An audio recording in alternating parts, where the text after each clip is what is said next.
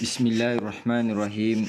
Alhamdulillahirabbil wassalatu wassalamu ala asyrafil anbiya'i wal mursalin wa ala alihi washabbihi ajmain.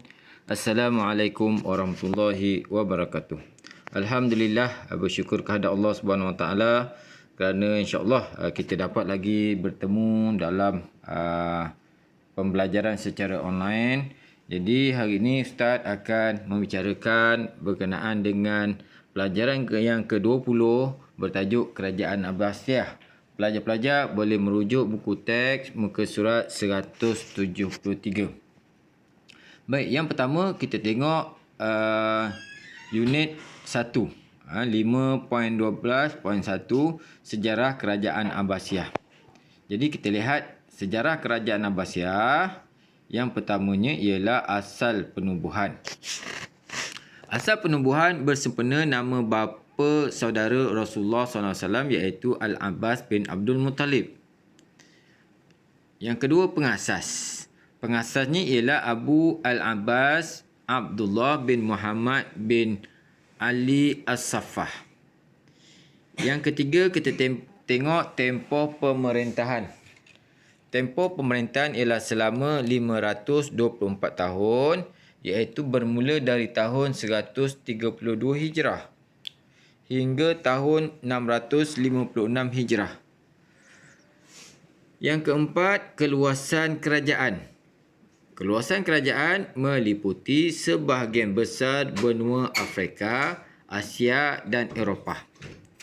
Yang kelima, bilangan khalifah, iaitu 37 orang khalifah. Dan seterusnya kita lihat antara khalifah-khalifah yang terkenal daripada 37 orang khalifah tersebut.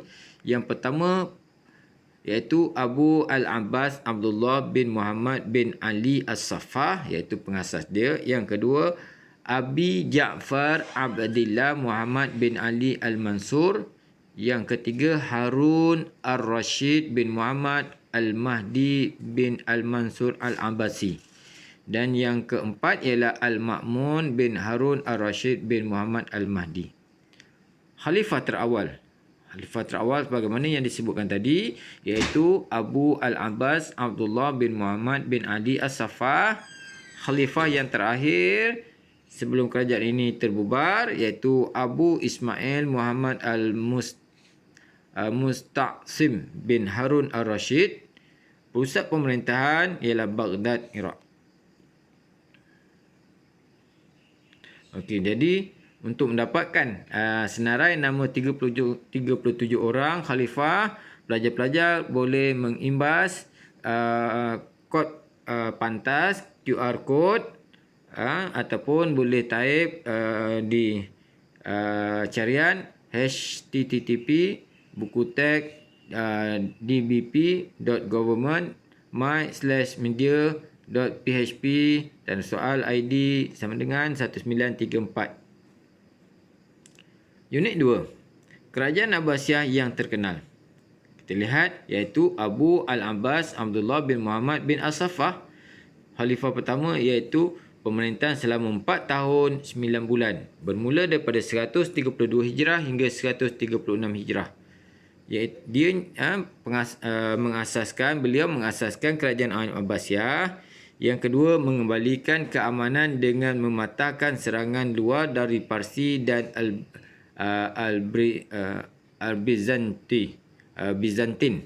Bizantin bahasa Inggeris dia. Yang ketiga, menstabilkan keamanan dalam negara dengan mematahkan pemberontakan oleh golongan Syiah dan Khawarij. Sebagaimana kita tahu, Syiah Khawarij telah pun wujud ketika dalam kerajaan Khalifah apa ni tuan-tuan, anak-anak murid Ustaz, iaitu masa pemerintahan selepas Rasulullah, Khulafa Ar-Rasyidin. Okey, kita lihat Khalifah Al-Abbasiyah. Yang kedua, Abu Ja'far Abdullah bin Muhammad bin Ali Al-Mansur, khalifah kedua. Okey, khalifah yang kedua ni dia memerintah dengan masa yang panjang iaitu 22 tahun. bermula daripada 136 Hijrah hingga 158 Hijrah. Yang pertamanya, memindahkan pusat pentadbiran dari Damsyik ke Baghdad. Yang kedua, menaik taraf sistem cukai. Yang ketiga, membina sistem pengairan dan saliran. Yang keempat, membina Masjid Asy-Syarqiyah sebagai pusat aktiviti dakwah. Yang kelima, membina hospital di Baghdad. Yang keenam, memperkukuh kekuasaan terhadap wilayah Al-Bizantin. Al-Bizanti. Bizantin. Okey, itu di antara khalifah yang kedua. Kemudian kita tengok khalifah yang ketiga yang popular, yang ni ialah Harun Ar-Rasyid bin Al-Mahdi bin Mansur Al-Abbasi, khalifah yang kelima. Memerintah juga dalam masa yang lama, iaitu 23 tahun. Bermula tahun 172 Hijrah hingga 192 Hijrah. Yang pertama, memperkemas sistem percukaian Islam berpandukan kitab Kharaj. Dia ada satu kitab buku khas berkenaan dengan percukaian. Yang kedua, mewujudkan jawatan Ketua Hakim Negara ataupun dalam bahasa Arab dipanggil Qadi Al-Qudah. Yang ketiga, membina Baitul Hikmah. Jadi bila sebut Baitul, orang ingat nampak rumah. Hikmah bijaksana, iaitu perpustakaan agung. Yang keempat, menjadikan Baghdad sebagai pusat tumpuan perdagangan, keilmuan dan kebudayaan. Yang kelima, membina kemudahan awam seperti farmasi dan pusat pengajian. Yang keenam, menubuhkan Majlis Al-Munazarah sebagai pusat penyelidikan ilmu. Okey, yang keempat yang kita nak bincangkan kat sini ialah Abu Ja'far Abdullah Al-Ma'mun bin Harun Ar-Rasyid, khalifah yang ketujuh, juga masa yang panjang 20 tahun, iaitu 198 Hijrah hingga 218 Hijrah. Okey. Abu Ja'far Abdullah Ma'mun bin Harun Ar-Rasyid ini mempergiat usaha penterjemahan karya daripada bahasa asing seperti Yunani dan Rom ke dalam bahasa Arab. Yang kedua, menjadikan Baitul Hikmah sebagai pusat penterjemahan negara. Yang ketiga, membina Balai Cerap sebagai pusat penyelidikan ilmu. Balai Cerap ni apa? Balai Cerap ni ialah satu bangunan yang dijadikan tempat untuk mencerap sama ada cerap bulan ataupun mencerap bintang. Yang keempat, menyediakan beasiswa kepada pelajar-pelajar cemerlang. Okey, kita lihat spektrum ilmu Baitul Hikmah. Yang Ustaz sebut tadi Baitul Hikmah tu apa kan? Iaitu perpustakaan terulung yang menempatkan terjemahan pelbagai karya asing seperti bahasa Yunani, Farsi, Cina dan India ke dalam bahasa Arab. Jadi maknanya karya-karya daripada penulis-penulis daripada negara lain kita terjemahkan dan kita buat satu kajian, dan akhirnya kajian yang kita buat menjadi satu kecemerlangan kepada umat Islam. Okey. Kita tengok faktor kegemilangan dan kemerosotan kerajaan Abbasiyah. Faktor dia yang pertama, agama. Faktor agama iaitu kita lihat, kita besarkan. Okey, galakan khalifah yang memberikan peruntukan khas melalui Baitul Mal untuk para ulama menjalankan aktiviti dakwah. Yang kedua, semangat jihad yang tinggi dalam menguasai pelbagai bidang ilmu seperti ilmu bahasa, sains, kejuruteraan dan perubatan berjaya memartabatkan tamadun Islam. Yang ketiga, peranan institusi pendidikan seperti masjid dan istana khalifah sebagai pusat pengajian ilmu Islam dan penyebaran dakwah. Yang kedua, kita tengok faktor politik. Daripada segi politik, kebijaksanaan khalifah Abu Ja'far Al-Mansur menjadikan Baghdad sebagai pusat pentadbiran negara. Bila dia pindahkan daripada Damsyik kepada Baghdad, maka kat situ mempunyai satu impak yang besar. Pemberontakan dan perbalahan daripada golongan Syiah di Baghdad dan golongan utara dan selatan Syria berjaya dihapuskan. Yang ketiga, kestabilan politik kerajaan Abbasiyah mendorong khalifah memajukan negara. Okey, baik. Seterusnya ekonomi. Faktor ekonomi, kedudukan Baghdad di tengah-tengah laluan perdagangan dari timur dan barat menjadikannya sebagai pusat tumpuan aktiviti perdagangan. Sektor pertanian, perindustrian dan perdagangan berjaya mendominasi pasaran antarabangsa kerana berupaya memenuhi permintaan pasaran semasa. Inisiatif Khalifah membina empangan, pusat-pusat perniagaan dan rumah api sebagai prasarana pertanian dan perdagangan. Jadi dengan adanya empangan, saliran air dapat disalirkan ke kawasan pertanian. Dengan adanya rumah api, menjadikan kapal-kapal boleh berlabuh. Dia nampak pelabuhan dan akan singgah untuk berdagang. Okey, ketiga, sumber dan pengurusan Baitul Mal yang sistematik menyebabkan kerajaan dapat menyediakan prasarana dan peluang pekerjaan untuk rakyat. Jadi bila ni maknanya rakyat dapat kerja yang bagus. Yang keempat, kita tengok kegemilangan dia. Yang keempat iaitu apa dia? Sosial. Kita tengok sosial dulu. Layanan yang adil daripada khalifah dengan menghapuskan penindasan dan penghambaan. Jadi sistem penghambaan dah tak ada dah. Kebebasan mengamalkan agama mewujudkan suasana harmoni dalam kalangan masyarakat. Jadi pelajar-pelajar mungkin ingat, agama? Sedangkan itu ialah orang Arab. Okey.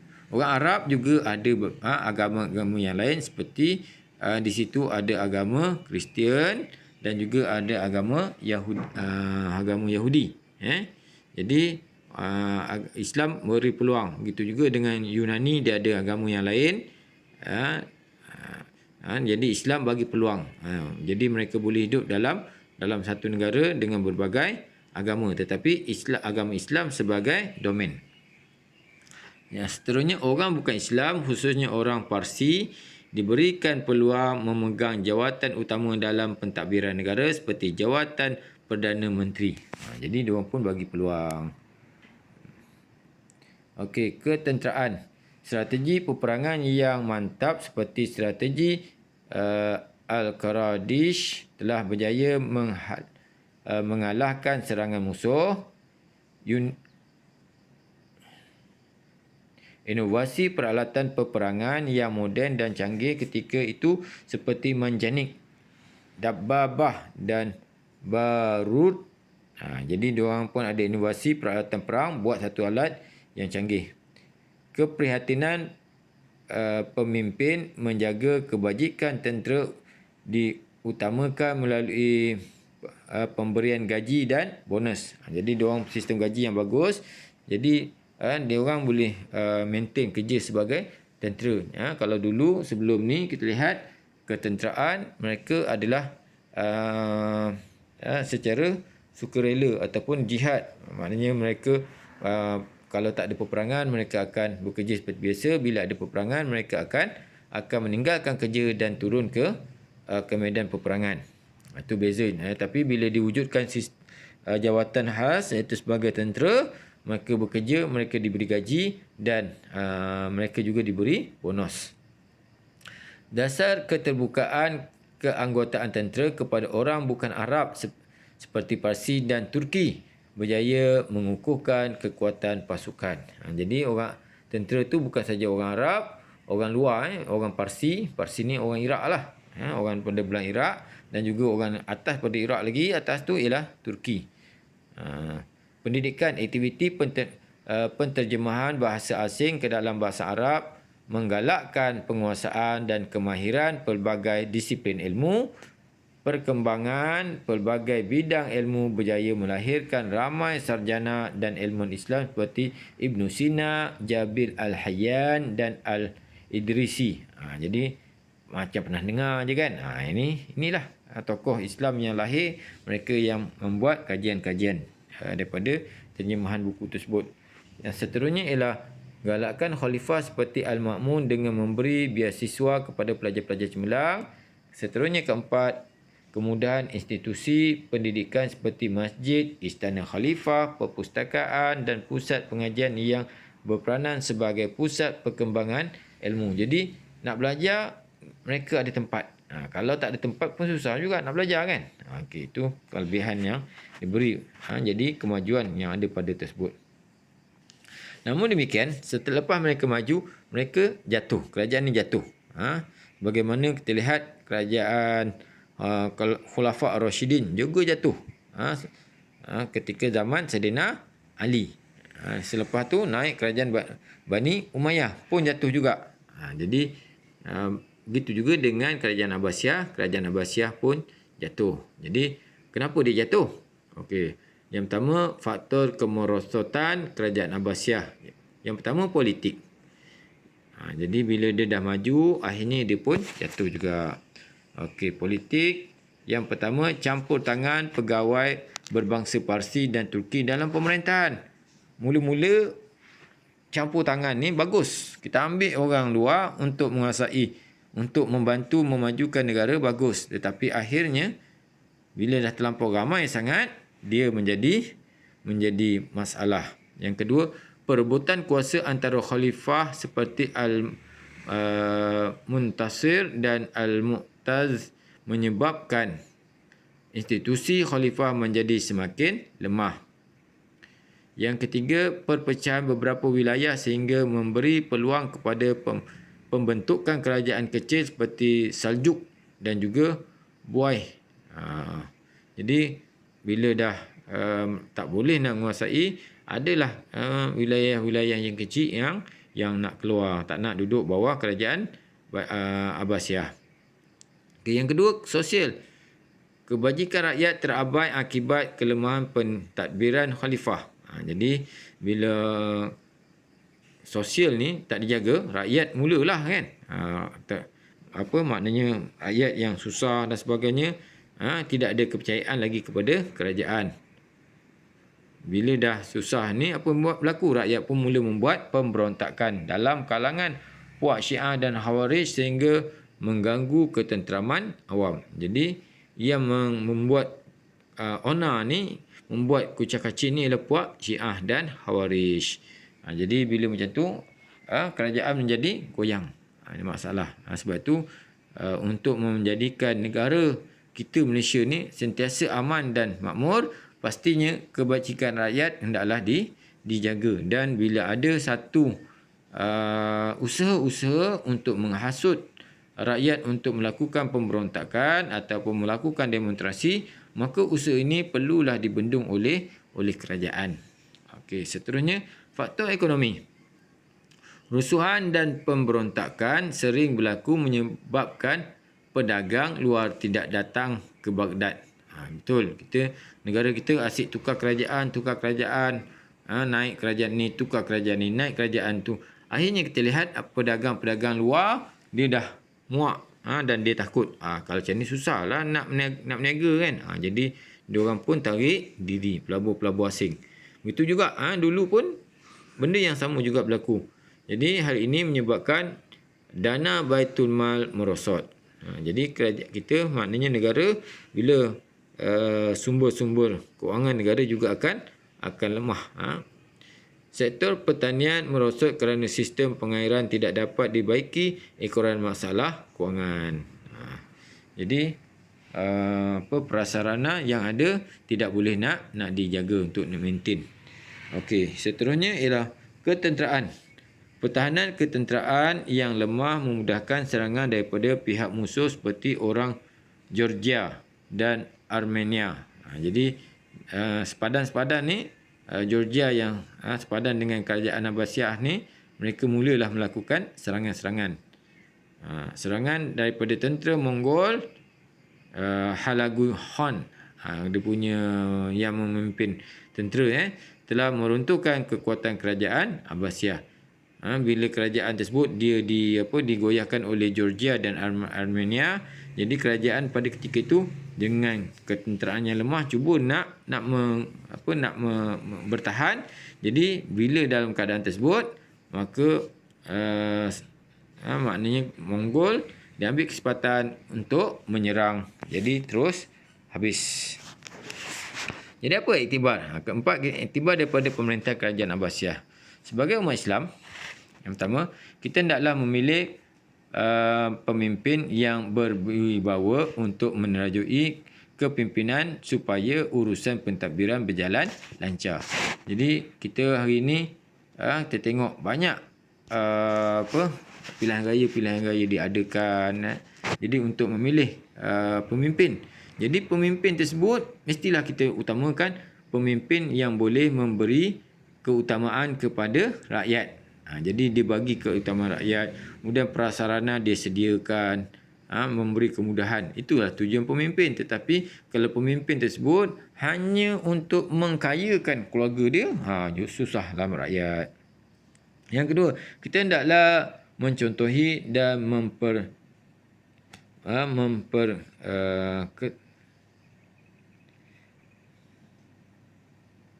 mempraktikkan. Kita hendaklah mencontohi dan mempraktikkan ciri-ciri kepimpinan Islam dalam pentadbiran agar menjadi contoh ikutan terbaik. Okey, yang ketiga, kita hendaklah memanfaatkan sumber yang ada dengan bijak agar mampu bersaing di peringkat global. Dan keempat, kita hendaklah memiliki perasaan cinta akan negara dengan meningkatkan amalan patriotisme dalam diri. Okey. Jadi pelajar bila nak jawab nanti, kalau katakan pengajaran, mulakan sebagai umat Islam, itu dia punya intro. Kita hendaklah memilih pemimpin yang berwibawa untuk menerajui kepimpinan, iaitu ialah isi. Dan supaya urusan pentadbiran berjalan lancar, itu ialah huraian. Jadi ada 3 perkara yang kena ada. Barulah kita akan dapat markah penuh untuk pengajaran. Seterusnya kita tengok pengajaran yang kelima. Sebagai umat Islam, kita mulakan sebagai umat Islam, kita hendaklah mengeratkan perpaduan antara kaum agar keharmonian terpelihara. Yang keenam, sebagai umat Islam, kita hendaklah memperbanyak penerokaan ilmu agar kegemilangan tamadun Islam terus terjamin. Okey, pelajar-pelajar. Jadi kita telah pun selesai untuk slot ni untuk kerajaan kegemilangan dan kejatuhan kerajaan Abbasiyah. Jadi untuk biasanya pelajar di dalam kelas kita kena buat aktiviti nak menunjukkan kefahaman kita. Kena buat bina peta pemikiran tentang faktor kegemilangan dan kemerosotan kerajaan Abbasiyah. Okey, jadi kena buat buat peta acting lah. Yang kedua, laksanakan aktiviti think, pair, share untuk membincangkan iktibar daripada kemerosotan kerajaan Abbasiyah. Jadi untuk online kita tak mampulah nak buat. Seterusnya, cari maklumat melalui internet, kemudian laksanakan aktiviti The Room tentang perkara berikut peranan Baitul Hikmah pada zaman kerajaan Abbasiyah. Jadi yang ini pun tak boleh kita nak buat room to room, room the room. Okey. Jadi apa yang kita buat ialah pelajar hendaklah menyalin soalan dan lengkapkan jawapan di dalam buku latihan. Dan pelajar bolehlah kemukakan ketika buka sekolah nanti. Jadi setakat ni dulu daripada Ustaz. Aku qauli hadza wa astaghfirullahi wa lakum. Wassalamualaikum warahmatullahi wabarakatuh.